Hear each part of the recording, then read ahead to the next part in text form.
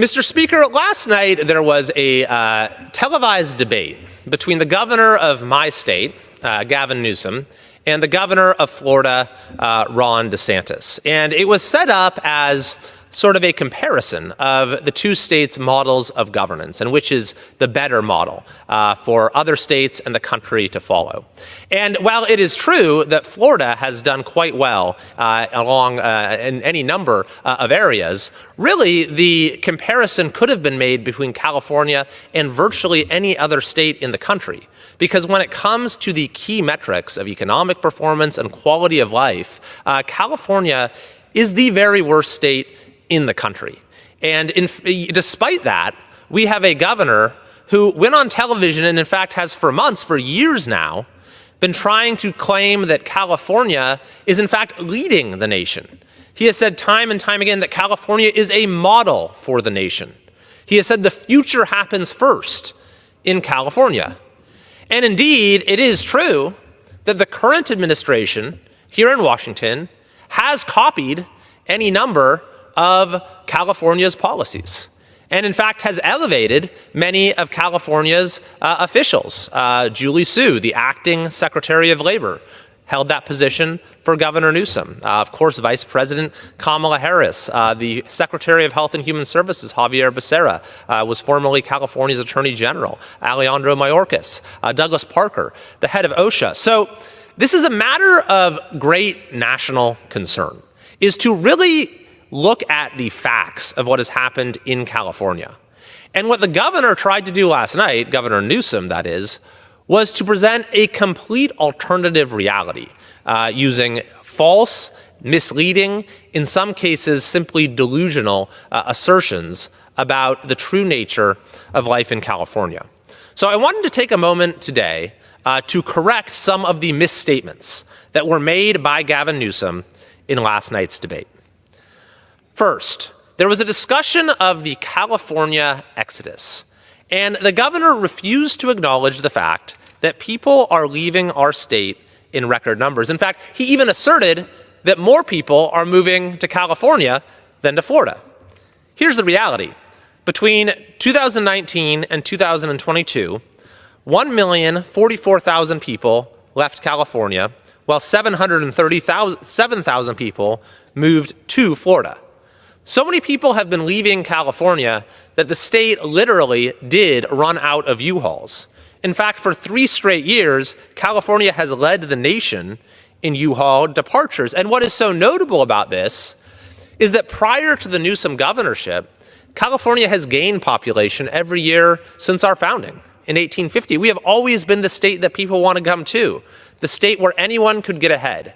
And now we're the state that so many people can't wait to leave behind. And so it was this just completely abrupt change in the trajectory while California continued to grow, and then Governor Newsom took office, and suddenly we are leading the nation in departures. We have the highest out-migration rate in the country. And in fact, it is even more stark when you look at San Francisco, the city that Newsom was the mayor of, the city represented by Congresswoman Pelosi, the city that Vice President Harris is from.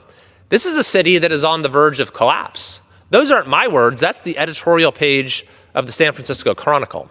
This is a city where businesses are leaving seemingly every day, citing the intolerable conditions in that city.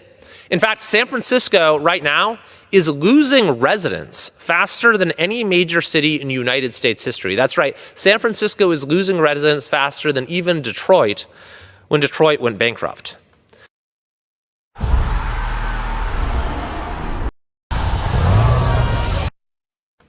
So what is Newsom talking about when he actually said on live television that there's more Californians or more Floridians going to California than vice versa? Well, the reality is that actually it was a very, you can do a direct comparison. Over 50,000 more people went to Florida than came to California. What Newsom did is very revealing. He said that the rate of Californians per capita moving to Florida is lower than vice versa. But he did an asymmetrical comparison where he used, per capita numbers when looking at the state that people are departing from, but used raw absolute numbers looking at the state that they are going to. So if you were to do it in an asymmetrical or in a symmetrical manner, whichever way you did it, whether you did raw numbers on both sides or per capita numbers on both sides, of course California does much worse. It is, after all, the state that has the highest outmigration rate in the country. But the governor's willingness to go on television and distort the numbers so egregiously, use just this completely nonsensical trick where you make it per capita on one side but not the other, just shows how willing he is to mislead both his own constituents and people throughout our country. A second area where major correction is needed is when it comes to the handling of COVID-19. Here's the reality. California had the single most draconian and longest lasting lockdowns in the country when it came to school shutdowns, business shutdowns, church shutdowns, when it came to mask mandates, vaccine passports. Each and every step of the way, California had the highest level of government coercion and control. And yet the governor gets up in last night's debate and tried to say, no, Florida was the lockdown state, which is truly boggling to the mind that he would stand up and with a straight face make that assertion.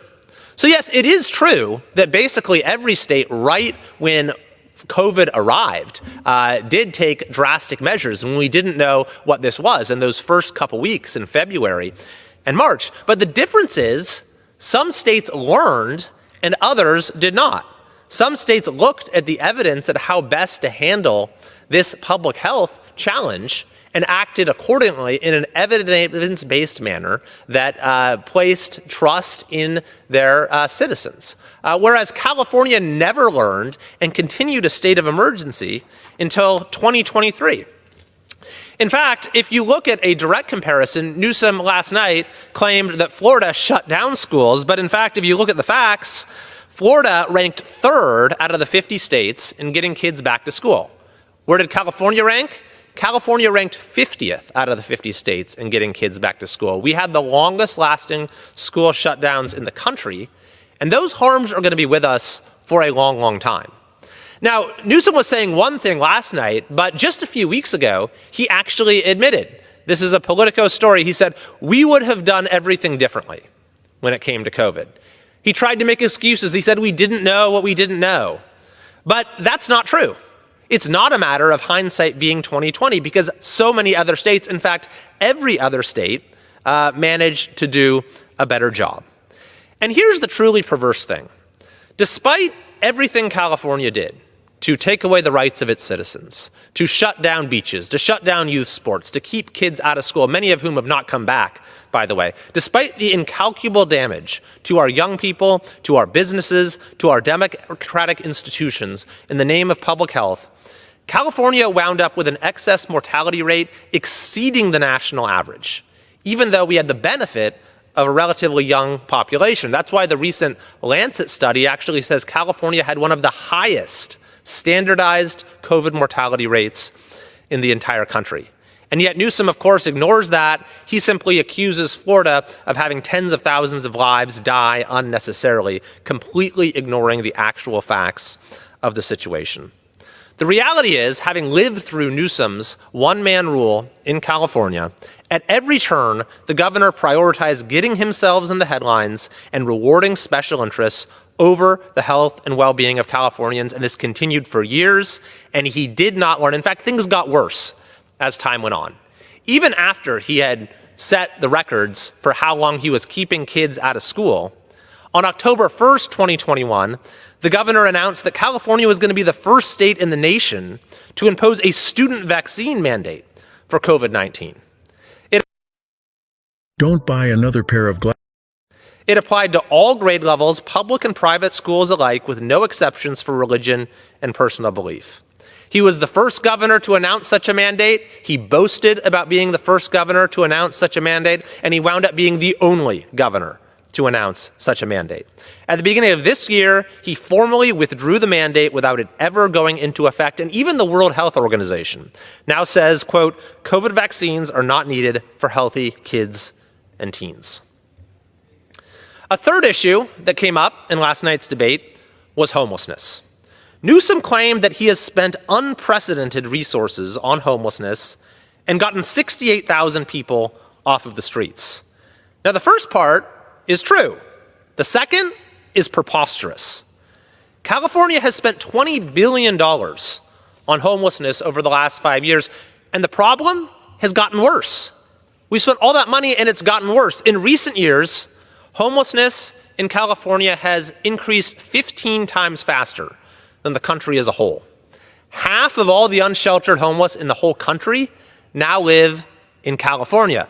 Newsom himself acknowledged that Californians are, quote, wondering where the heck all their tax dollars are going. And if you want to do a direct comparison, the federal government has counted over 171,000 homeless in California last year versus 25,000 in Florida. Newsom himself even said when he was in Los Angeles recently that it looked like a third world country. And San Francisco, frankly, is much worse, with the one exception of a couple weeks ago when the president of China came to town, where there was the APEC conference with world leaders in San Francisco. The New York Times wrote a story talking about the makeover and beautification efforts that were hastily undertaken. The Times article says San Francisco had the air this week of teenagers frantically cleaning up after a house party with their parents on the way. The Times continues, perhaps the most obvious change has been seen at the Speaker Nancy Pelosi federal building. For 2 years, people regularly use drugs in an adjacent alley. Most have seemingly disappeared in a poof. The Times reported that San Francisco added more than 200 beds in its shelter system just for the arrival of President Xi from China. And it notes some residents have wondered why San Francisco has been able to fix its notorious problem for the president of China, but not for them. A fourth issue that came up in the debate was education. And Newsom tried to claim that California is outperforming Florida. He cites fourth grade reading. He cites eighth grade math. Here's the reality. Number one, California spends a lot more money than other states. California spends 45% more per pupil on K-12 education than Florida does. And what do we get in return for that money? California has the lowest literacy rate in the country. There are 800 California schools where 75% of students do not read at grade level. California's most recent eighth grade reading scores are the worst of any state in the country that was measured. Our fourth grade reading scores are third worst in the country, which is why it was unbelievable to me when last night Newsom asserted that our eighth grade reading scores are somehow indicative of good leadership when we literally have the worst eighth grade reading scores in the country. Poor students, by the way, fare worst of all in California's education system. California has ranked 49th out of the 50 states in achievements for students who are eligible for free and reduced lunch. The issue of gas prices also came up last night, and Newsom tried to say that Californians are being ripped off. And I agree with him on that.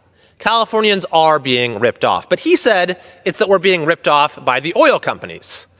The reality is that California has by far the highest gas prices of any state in the country. Right now, gas prices in California are $1.58 above the national average. So if the oil companies are ripping us off, why are they ripping us off so much more in California than any other state? The reason gas prices are so much higher in California is there's a few reasons, but primarily that we have the highest gas tax in the country. We have all kinds of regulations and fees that add much more to the price of each gallon. So the reality is that we are getting ripped off, but we're getting ripped off by our own government. And by the way, what do we get in return for this, for paying the highest taxes on gas in the country, money that's supposed to be going to transportation? California generally ranks as having about the second or third worst roads of any state in the country, which people will be sure to tell you if you drive through California for any reasonable stretch of time. That is the sad reality of Gavin Newsom's California. Highest taxes, deepest potholes. We sacrifice the most and get the least in return. The issue of taxes also came up last night, and Newsom tried to somehow slice and dice the data to say that California, for certain people, has a lower tax burden than Florida does. The reality is this: California has the highest income tax in the country, the highest gas tax in the country. When you look at the overall tax burden, in California, total taxes are $10,167 per person. In Florida, it's about half that, $5,406. But Newsom wanted to talk about the working class. Well, here's the reality of life in California for the working class. California has the third highest cost of living in the country. California has by far the highest gas prices in the country thanks to extremely regressive set of taxes. California has the third worst inequality in the country. California has the highest poverty rate in the country. California leads the nation in the real poverty rate. And last year, California had the lowest wage growth in the country. Wages went up less in California for workers than any state in the country, which is why the California exodus, when you think of all the people leaving, it's not just people who are well off who want to escape the very high income tax rates. It's actually working people who just cannot afford to get by in our state, who are not allowed to pursue their career, who are unable to buy a home because of the skyrocketing home prices. That is the reality of life in California under Gavin Newsom. Everyone deserves the fastest, most discussion of the economy, both nationally and in California. And Newsom said something very interesting. He said that the nation's current unemployment rate is a sign of a booming economy. He said the unemployment rate is pretty low nationally, and so that's the link that he drew, is low unemployment rate, good economic stewardship. So the first response to that is that that is a mirage on a national level, given that the workforce participation rate has gone down significantly. Any small business owner will tell you that they're still to this day having a very hard time getting workers. But if we take Newsom at his word that a low unemployment rate is a sign of good leadership, well, then we can look at California's unemployment rate to assess his leadership. And as it turns out, California has the second highest unemployment rate in the entire country. If you want to do a direct comparison between California and Florida, just to pick one example, since January of 2019, employment has increased by over 1,031,000 in Florida. It's declined by 85,000 in California. And if you ask Californians themselves how they think the economy is doing, 71% of Californians expect bad times economically over the course of the next 12 months. 71%, that is a majority of Democrats, Republicans, and independents believe the economy is on the wrong track and expect things are going to get worse in California.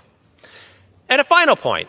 The governor was just a few months ago boasting about how California had a surplus the last couple years.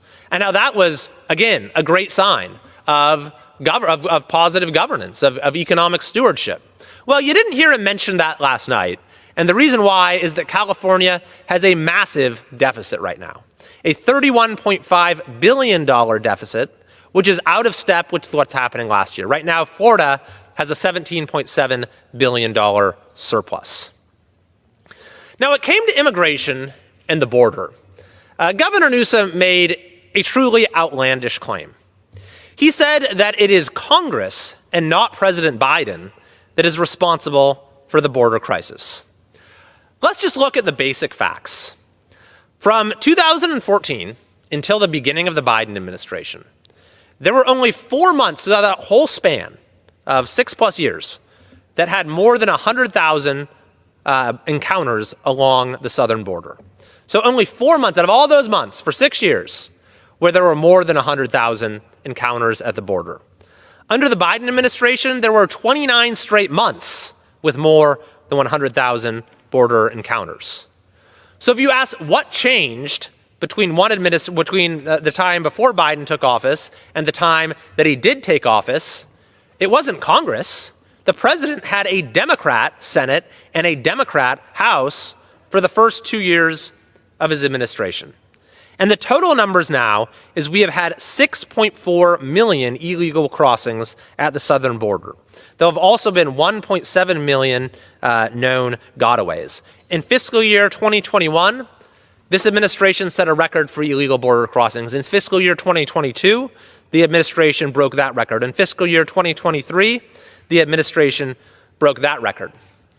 And this is another area where Newsom's tendency to grasp for some distorted factoid and paint a completely, alternate picture of reality was on display. Because when he did his initial interview with Hannity in June of 2020 of this year, Newsom said that no, Biden is doing a great job at the border. Just look, this month, illegal crossings are down 70%. There happened to be a blip in June. Well, you didn't hear him use that talking point last night. And why is that? Because in the subsequent months, illegal border crossings have been off the charts. And in September of this year, we set an all-time record for a single month where you had 269,735 crossings across the southern border. There was also mention of sanctuary policies in the debate last night. And Newsom has tried to mislead about the extent to which he supports sanctuary policies and exactly what these policies do. I want to read to you something that he said in 2018. Newsom said, quote, "Let me be clear. California is a sanctuary state." That's what he said. Let me be clear. California is a sanctuary state. He said, "We have defied and resisted the Trump administration's policies at every turn," he said. And he said, "We will do it again." Here's the situation. He even signed a law closing ICE detention facilities that was overturned by the Ninth Circuit as unconstitutional. So the evidence is extremely clear that we have a crisis at the southern border, that this administration has refused to take the actions that are necessary to address it, that as Governor Newsom has made the situation worse in our own state, and for him to now blame Congress or to blame the House specifically is beyond belief when in the House we passed the Border Security Act earlier this year. The most robust border security bill that has passed the House in a long, long time, maybe ever, which would make a huge difference in the crisis at the border, which is contributing to the fentanyl crisis, to human trafficking, and is introducing potential national security and terror threats into our country. In the House of Representatives, we passed that bill. What has happened since? It has been gathering dust on Chuck Schumer's desk in the Senate. And it is well past time for action on this issue. The ninth area where the governor completely misled in last night's debate was when it came to crime. He said crime is down in California. In fact, FBI data shows violent crime in California increased 13% the last few years as it's gone down across the country. California cities have seen an epidemic of retail theft. In San Francisco this year, a string of high-profile businesses, Whole Foods, Nordstrom, Anthropologie, have left the city, and they've basically all cited the crime problem as the reason. In Los Angeles, police have advised residents not to go outside wearing jewelry. In fact, if you want to do a direct comparison between Florida and California when it comes to crime, there were a few figures cited in the debate last night. One that's very interesting and it's very telling is when it comes to motor vehicle thefts. Now, why is this telling? Because in California, a lot of the crime doesn't even go reported because it won't be prosecuted. Well, you have all these laws that have basically legalized retail theft, have legalized open-air drug use, like Prop 47. We have other laws like Prop 57 that have downgraded a lot of offenses. We have cities that have defunded police. We have these so-called progressive prosecutors like George Gascon, who Newsom initially appointed as DA of San Francisco, who refused to prosecute even those crimes for those laws that are on the books. So you have businesses that will be robbed in broad daylight, and they'll just let the people go, and they won't bother to file a police report because they know that nothing is going to happen. So you can't actually look at reported crimes as an as an accurate gauge of how much criminal activity there is. But when it comes to vehicle thefts, that's different because there's usually an insurance claim. And so we get realistic, accurate numbers when it comes to motor vehicle theft. So how does that compare? In 2022, reported vehicle thefts per capita was 250% higher in California than it was in Florida. 250% higher. And that'll be no surprise to anyone who's been to San Francisco. The advice often is you should roll down your windows when you leave your car parked so that at least they won't break them when they're trying to break in. Finally, I want to mention one final issue, the 10th and final issue, and though there are certainly plenty of others, where the governor of our state gave a completely false and misleading characterization of what life is like as California, and that is on the issue of personal freedom. The governor called California the freedom state, but the Cato Institute rankings of freedom in the 50 states rank California as the 48th most free state. Florida ranked second out of the 50 states. Just look at what happened, of course, during the COVID lockdowns, where California had the highest measure of government control, the least measure of personal choice and freedom. But it began long before that. California has every year continued to erode the rights and freedoms of its residents. When it comes to economic freedom, for example, Newsom signed into law AB 5, which has deprived countless people of their right to earn a living, effectively abolishing independent contracting for many professions in California. And now his former labor secretary, Julie Su, is trying to do the same thing through the regulatory process here in Washington, D.C. Or just look at things like, bans on straws, bans on gas-powered leaf blowers, bans on chopsticks and other single-use food items, bans on even gas-powered vehicles by 2035 if Gavin Newsom has his way. Every day in California, we wake up wondering what is going to be banned next. And for Newsom to somehow claim we are the freedom state is a delusion of the highest order. I want to close by making this point, though, Mr. Speaker, which is that California, I believe, is the greatest state in the country. It's the state where everyone has always wanted to come to. We have everything to offer, and there are so many great things about our state, the amazing people and diversity and cultures and world-leading companies. In California, we have great universities in our state as well. We have so many great things going, and we still have parts of our state that people are moving to and want to live in. So you want to become a video creator? My district. My district is one of the few parts of California that is growing right now. In fact, while the state as a whole has for 3 straight years led the nation in U-Haul departures, the largest city in my district, Roseville, last year was second in the nation in U-Haul arrivals.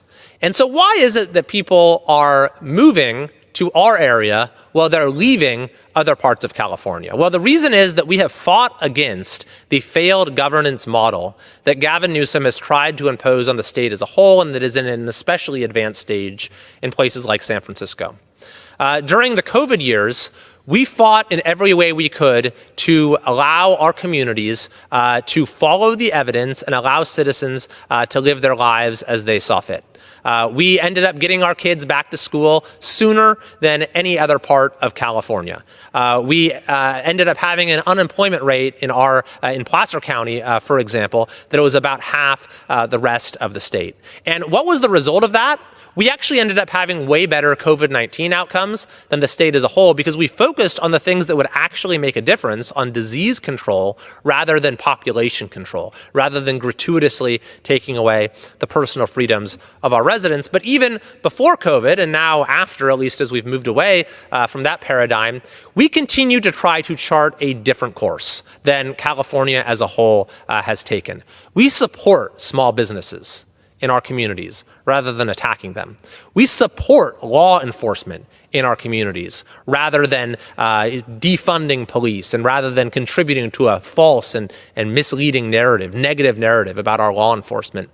We have led the entire nation in going after fentanyl dealers and charging them with murder so we don't have more of our kids continuing to get victimized. So when Gavin Newsom says California is a model for the nation, Nothing could be further from the truth, but I am very proud to represent communities that do represent a model for how California as a whole can once again become the Golden State. So I would just encourage everyone who watched the debate last night to take a close look at the facts, because there is an increasing tendency for California's failures to become national failures. And as a representative from California, I will be fighting in every way I can to make sure that that doesn't happen. Thank you, and I yield back.